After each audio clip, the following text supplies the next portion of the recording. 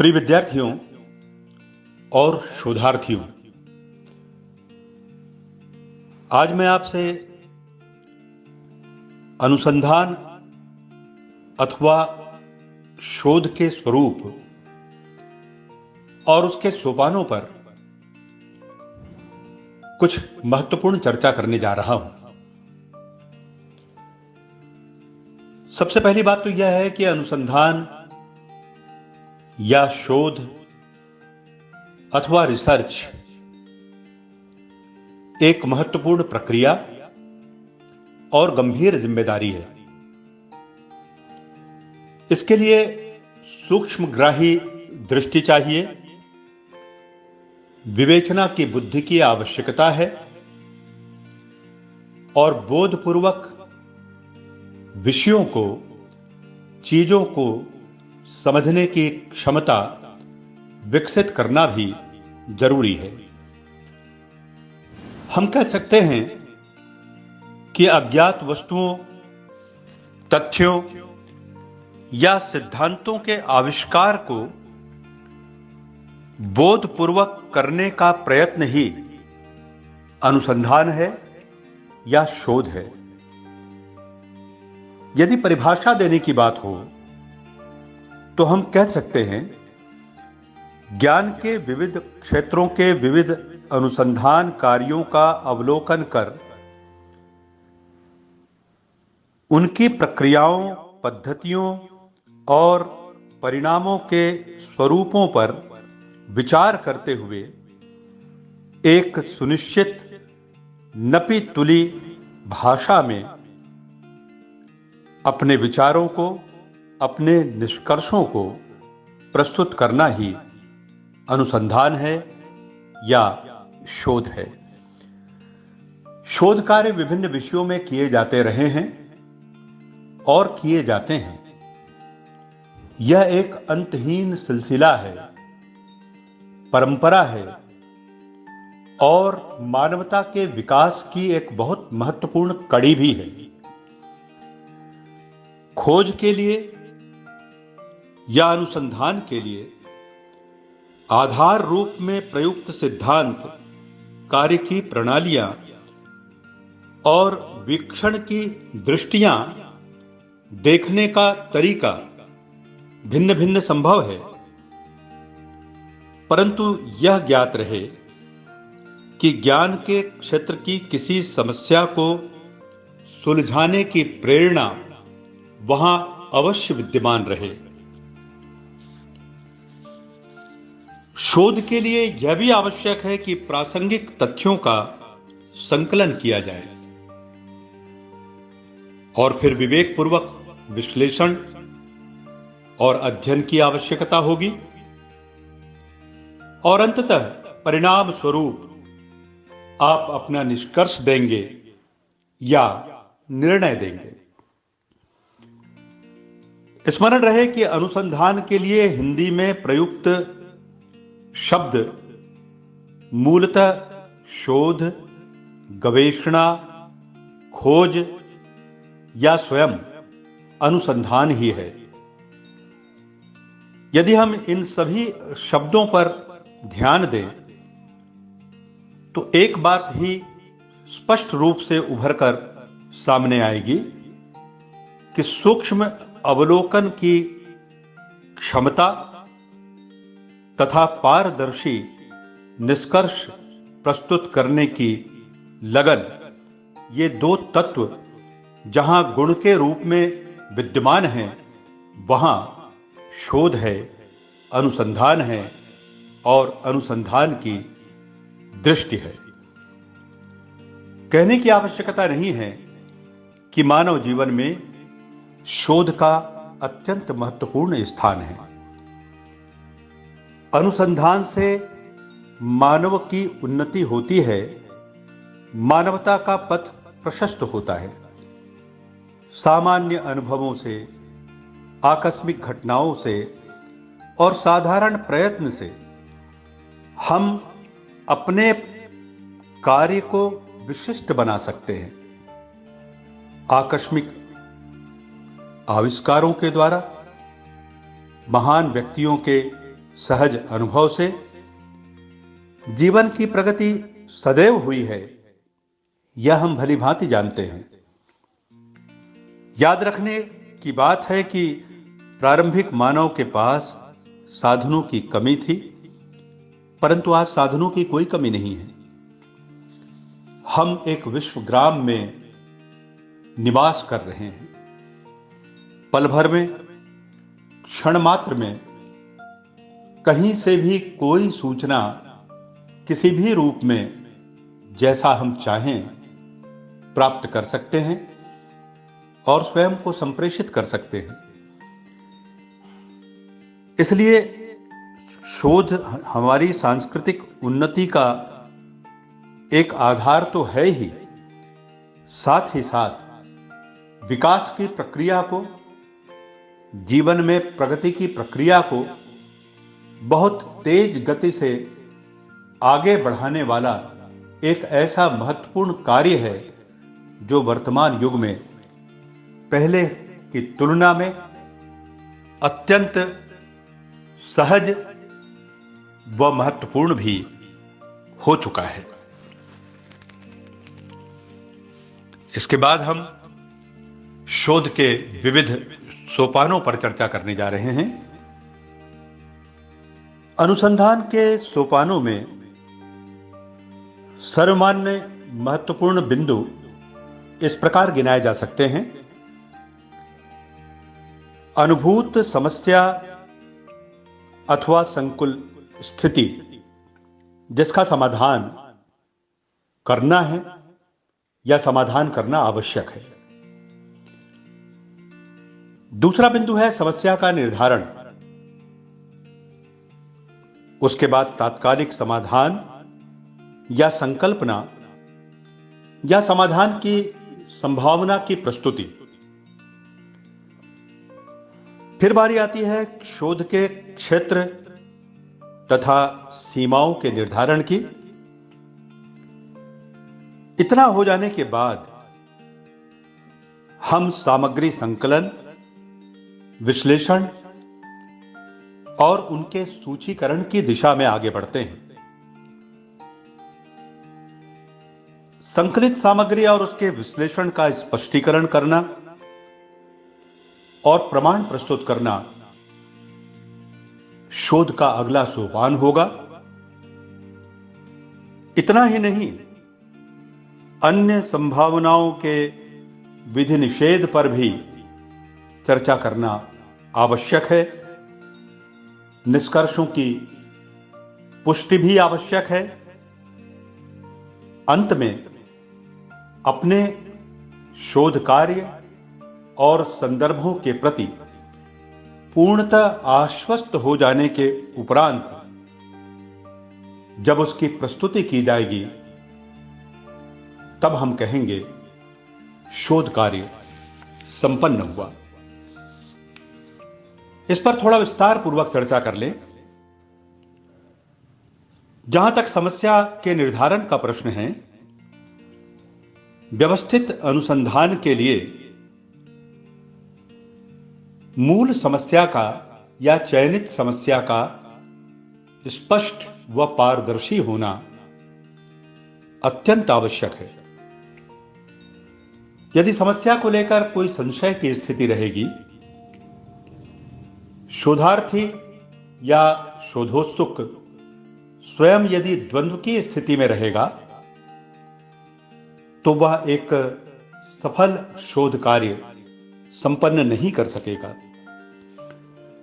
विषय के बारे में ज्ञात बातों को, तथ्यों को और उससे संबंधित प्रकाशित साहित्य को भली भांति देखना, उनका अध्ययन करना और आत्मसात करना शोध कार्य के लिए अत्यावश्यक है।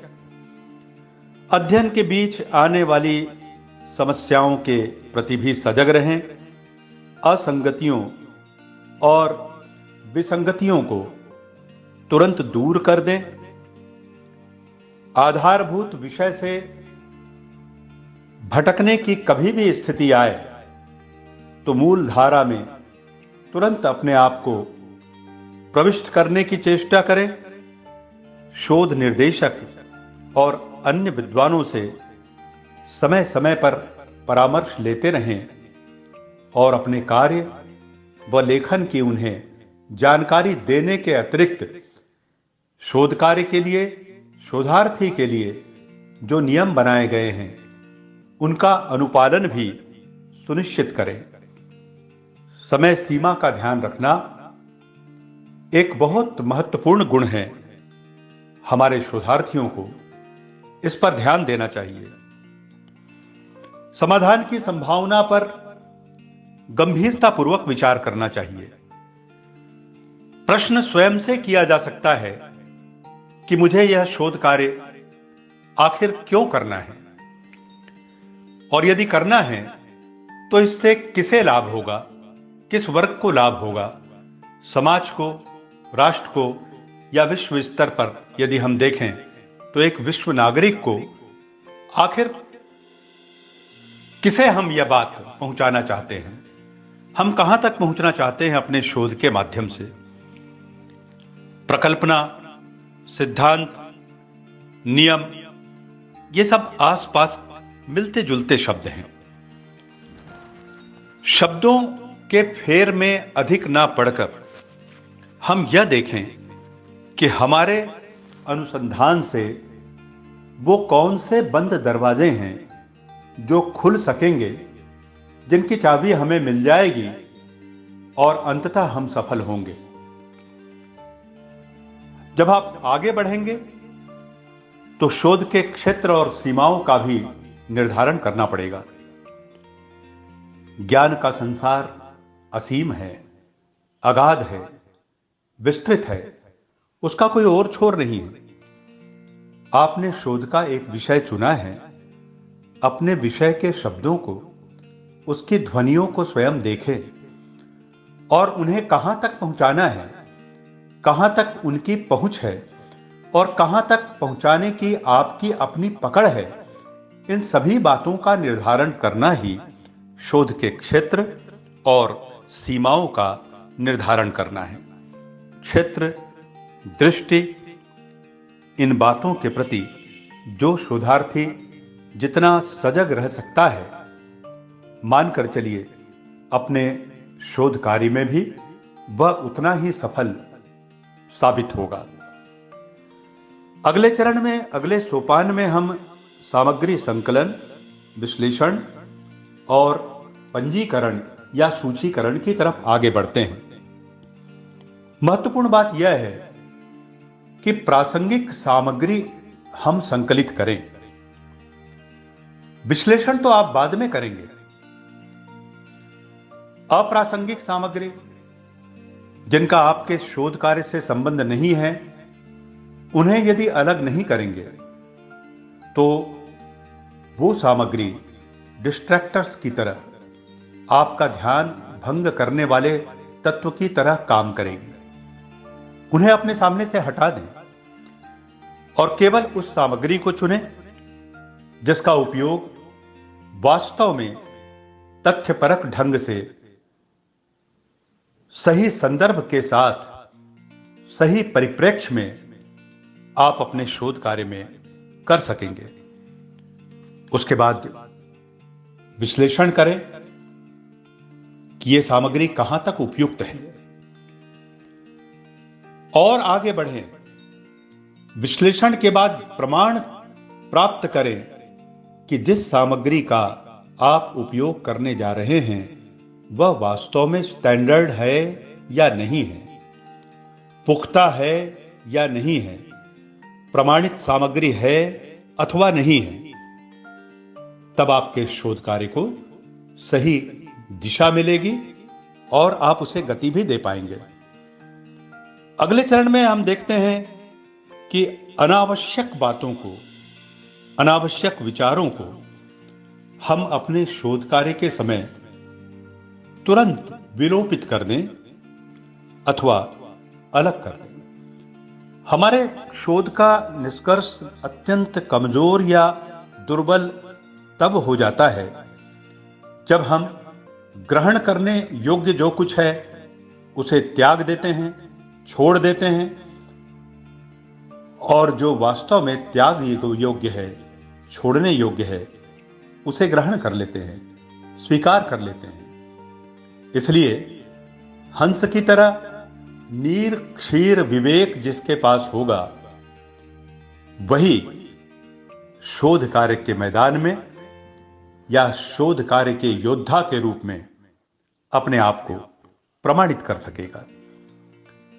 स्वीकृत सिद्धांतों की पुष्टि को जितना महत्व दिया जाता है, उतना ही यह भी महत्वपूर्ण है कि हम अस्वीकृत सिद्धांतों या स्वीकार न किए जाने वाले तत्वों को अपने शोध कार्य से अलग करने का विवेक अपने भीतर में पैदा कर ले।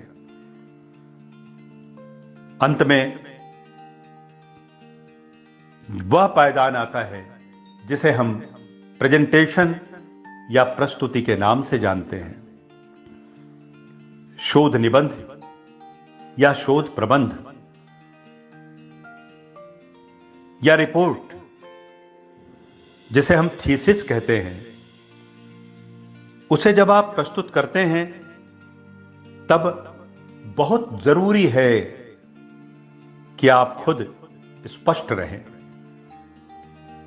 इस स्टेज पर, इस पायदान पर कोई संशय नहीं होना चाहिए।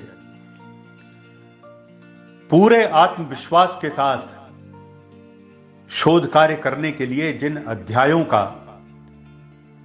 निर्णय आपने पहले किया था, जो रूपरेखा आपने बनाई थी, प्रस्तावना से लेकर उपसंहार तक, उनके साथ आपने शोध के सोपानों का विधिवत पालन करते हुए पूरी तरह से न्याय किया है। आपकी प्रस्तुति के समय, आपके प्रेजेंटेशन के समय यह एक स्पीकिंग ट्रुथ के रूप में, बोलती हुई सच्चाई के रूप में सामने आना चाहिए।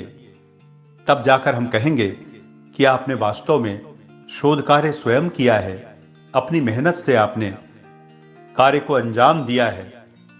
आप केवल किसी पर निर्भर नहीं रहे हैं, बल्कि निर्भरता के स्थान पर परामर्श को आपने महत्व दिया है, विवेक को आपने महत्व दिया है, और उसके साथ साथ सामग्री जो आपके शोध कार्य के लिए उपयुक्त है, दृष्टिकोण जो आपके अनुसंधान की बहुत महत्वपूर्ण मांग है, लोग जो आपके शोध कार्य में वास्तव में मदद कर सकते हैं, और विद्वान जो आपको सही दिशा दिखा सकते हैं, इनके चयन की क्षमता भी आपके भीतर रही। इन सारी बातों को पूरे आत्मविश्वास के साथ प्रमाणित करने का अंतिम और महत्वपूर्ण सोपान होता है आपका प्रस्तुतिकरण, आपका प्रेजेंटेशन। इस प्रकार हम देखते हैं अनुसंधान एक अत्यंत अत्यंत महत्वपूर्ण और गंभीर कार्य है, एक उत्तरदायित्व है, और जैसा कि हमने पहले कहा, एक प्रकार की जिम्मेदारी भी है। भविष्य के लिए आप कोई नया सत्य सामने लाने का प्रयास करते हैं। शोध करते समय आप प्रमाणित सिद्धांतों पर गंभीरतापूर्वक विचार करते हैं, उपलब्ध तथ्यों का विश्लेषण करते हैं, त्रुटि रहित रहकर, गलतियां ना करते हुए, गलतियां ना दोहराते हुए, संतुलित और शुद्ध रूप में एक्यूरेसी के साथ आप अपनी बात को, अपने विचार को, अपने निष्कर्ष को सामने लाते हैं। इसलिए अनुसंधान के प्रत्येक पग पर पूर्ण अनुशासन की आवश्यकता है। शोध कार्य के लिए आरंभ से लेकर अंत तक अडिग निष्ठा चाहिए, जिज्ञासा चाहिए, तत्परता चाहिए, लगन और समर्पण की आवश्यकता है। विविध चरणों पर जिन बातों पर ध्यान देना है, यदि उस पर वास्तव में आप ध्यान देंगे तो शोध के स्वरूप और उसके सोपानों के साथ साथ उसकी प्रस्तुति में आप अवश्य सफल होंगे, ऐसी कामना के साथ आप सभी को बहुत बहुत शुभकामनाएं।